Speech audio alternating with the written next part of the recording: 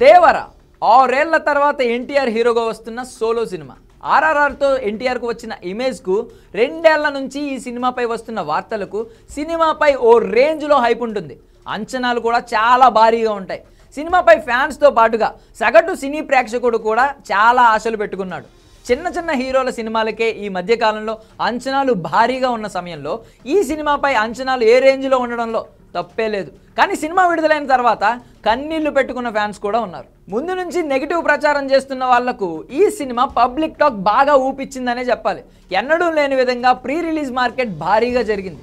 Cinema కోసం America, UK, ఆస్ట్రేలియాలో fans ఓ రేంజ్లో ఎదురు చూశారు. హిందీలో కూడా ఈ సినిమా కోసం జనాలు గట్టిగానే ఎదురు చూశారని చెప్పాలి.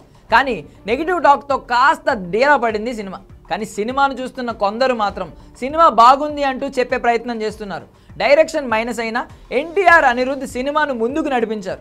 కొన్ని యాక్షన్ సీక్వెన్స్లు పూనకాలు తెప్పించాయి. అయితే ఇక్కడ దేవర యూనిట్కు ఒక శుభవార్త ఏంటంటే తెలుగులో ఎంత నెగిటివ్ టాక్ వచ్చినా హిందీలో మాత్రం సినిమా శుక్రవారం సాయంత్రం నుంచి బాగా పుంజుకుందనే మాట వాస్తవం. మొదటి రోజు తెలుగులో తక్కువ వసూళ్లు ఏం రాలేదు. ఇక హిందీలో 8 కోట్లు వసూలు చేసింది. తెలుగుతో పోలిస్తే హిందీలో చేసిన ప్రమోషన్ చాలా తక్కువ.